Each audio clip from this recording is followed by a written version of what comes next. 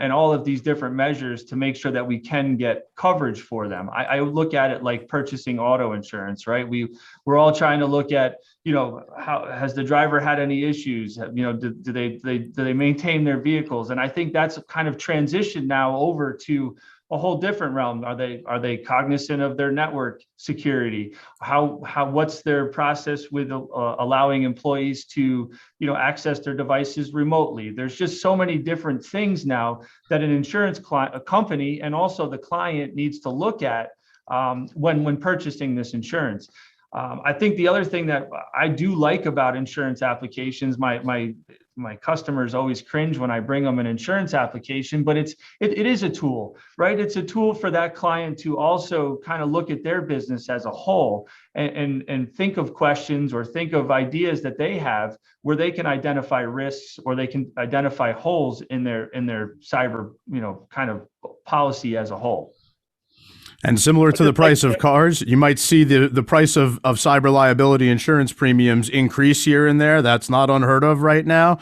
But nevertheless, a lot of offices, the cyber liability policy, the premium might be less than they're spending in office supplies. So I know one thought that my SailPoint friends here are going to get to is the worst type of plan is no plan. So important to work with an insurance professional who is a partner to your business and who's not just a product pusher, somebody who's open to the idea of staying in regular contact.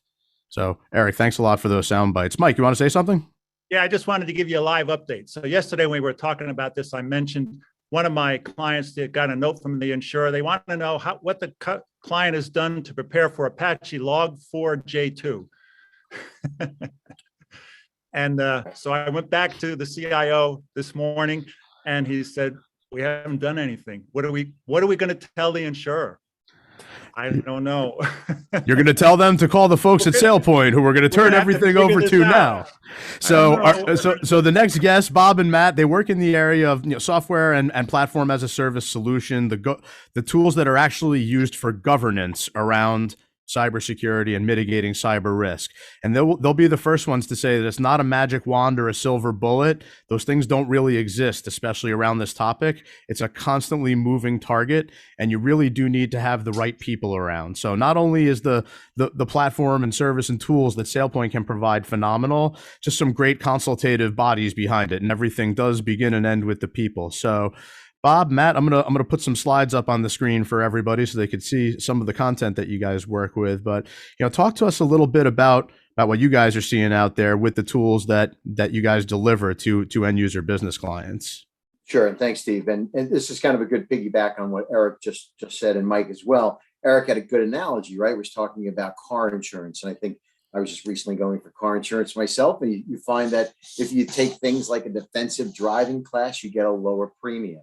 Right? Mike talked about Lucy and Alice, and Lucy being with the company 20 years, made a mistake down the road, right? So all these are components of putting good practices and policies in place that your insurers are going to look for, right? To either keep that premium high or lower. There are many aspects of cybersecurity. Thanks, Steve. We're here today to just talk about one of them. We see this at SailPoint, and it is a hot topic in the industry as controlling governance, right? And what is governance? Governance is really understanding the individual users. Who is in my environment? What are they doing in my environment? And governance talks to identity, right? Identity is a strategic linchpin in managing businesses day to day. It allows organizations to manage the link between their individual users, the population, the applications they have, and the data they see and get to, right? Identity governance is really about answering three questions. Who has access to what in the current state? Who actually should have access to what we call a desired state? And how is that access being used, right? And those questions are for all users, all applications, and all data, right? Thank you for switching. I appreciate that. The cybersecurity solutions that are provided in a single view into an organization are really critical to you understanding what's going on in your organization. We represent a technology, but as I said, there are many technologies that help you be preemptive and proactive in managing your environment and reducing or mediating the risk, as Mike talked about, in your current infrastructure or environment. You can flip to the next slide, Steve. Okay, so as we've seen, actually today, a very big, large social environment was hacked. They're passing out a worldwide bulletin, if you will, on activity taking place that's a bit of a scam. And as of yesterday, the US government came out and said, be wary of an increase in cyber attacks. So the market dynamics in the last 18 months really have accelerated a series of trends that have changed almost every aspect of today's modern enterprise. If the pandemic taught us anything, it is that enterprises must ensure business continuity. We talked about this before, at no matter what, right? To work from home became table stakes. Business enterprises are starting to think bigger. And now it's not just working from home, but it's taking that operations anywhere on the road, but more importantly, using the individual's own devices that they may bring themselves to the environment. So finally, cyber risk is one of the biggest challenges facing enterprises in 2022. And today, you can flip the slide, Steve. We're here to just kind of point out, this has been in the industry for quite some time, but a lot of the trade rags and publications have put this out there that 94% of the breaches, it's as high as the 90% consistently over the last 5-6 years, come from understanding that identity aspect of your business, or I should say, not understanding that identity aspect. These are things that could be prevented by understanding the individual users and what they're doing, right? And Mike's analogy about Lucy and Alice making a mistake somewhere down the road. You can switch the slide, Steve. Just a quick question or thought there as well. Mike had mentioned earlier too, if you're using your cell phone to access your bank account, you're just asking for trouble. But I noticed that he didn't say, if you're using your cell phone to access Facebook, Instagram, LinkedIn, you're asking for trouble as well. And yet, in some of the conversations I've had as of late, it seems like there might be more of a premium on the black market for gaining access to social media profiles than even bank account information. Is that something that you guys see as well? We're seeing more and more of the business world, right, have that social aspect to it and bringing that into their environment. Those are where the huge concerns come about, right? That's not something they're controlling, but now we're using LinkedIn probably for everything we do in business world, understanding who the individual is I'm interviewing and maybe should that be right a fit for our company. So that social component is coming closer and closer to the business, and that wall needs to be kind of defined in terms of how can I secure that, right, to make that part of my business day-to-day operations, right? Continuing on this topic, right, for small to medium-sized business, securing the right people to the right technology is incredibly complex and has moved beyond the human capacity, right? More organizations these days are trying to secure identities using older means of technologies. We see a lot of companies that are small using Excel spreadsheets. They're error prone or writing some type of individual program that may not scale. Or, like you just said, Steve, not being able to address modern technologies like the social aspect now being part of my business. So it's critical. Well, as we talked about on this call, and I have it written in front of me, one size does not fit all, right? And it is based on your business and such needs. Not to get too deep into this slide, but this is something SailPoint offers, right? This is a platform we provide in a SaaS environment, a cloud environment, or to run an individual user on their premise. But it provides a whole host of letting businesses understand who the individual users are, what they're seeing, what they have access to. One of the biggest things we see are disgruntled employees just getting ready to leave. And as they go to walk out the door, they take a lot of things or take pictures and look at different profiles or may get an account list or something. We have the ability to provide you access to understand what they're getting to or lock that down and control that. And that's a big aspect of your risk mediation that Mike and Eric are both talking about with their insurance programs. With that, I'm going to pass it over to Matt. Matt comes to us from the small to medium-sized businesses and works every day with them. Matt, I thought you'd kind of give a quick closing on who SailPoint is to the team. Yeah, thanks, Bob. And thanks, Steve. Steve, would you mind going to the next slide too? And apologies, one more after this also. That's perfect. So yeah, as Bob said, my name is Matt. My role here is on the account side with a big focus on our small to medium-sized businesses. So over the last 15 years, SailPoint has made some pretty big inroads to some of the largest and most complex organizations in the world. To date, we have over 2,000 customers using SailPoint's identity platform, and a large amount of those customers are enterprise and Fortune organizations. However, in the past 3 years, my time here at SailPoint, we've made some pretty big movements and concerted efforts to partner with small to medium-sized organizations. As Bob alluded to, we're seeing how complex IT environments are becoming, right? Cloud services are exploding. Cloud applications are just kind of getting out of hand right now, and having a way to better see all of the access into your company's systems and environments is more important than ever. We've been able to take the last 15 years plus of our experience handling complicated security and compliance tasks and put together all of the best practices around identity functions into our platform. So the beauty of the tool that we have is it not only provides scalability for your organizations, but configurability, as opposed to things like customization or writing code, right?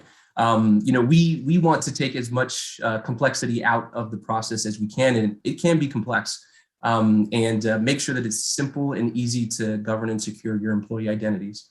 Next slide there, Steve. Now, a company like GM is using SailPoint as a main cog of their IT environment, not just for security, but for things like business and efficiency functions. One of the use cases, and Bobby just mentioned it too, but one of the use cases for GM and a primary pain point for the SMB is around the onboarding and offboarding process for employees. So SailPoint can automate the action of granting appropriate and compliant access to your systems and give employees the ability to work on day one. And when an employee leaves or is terminated, SailPoint can automatically take away that access that was given to that employee.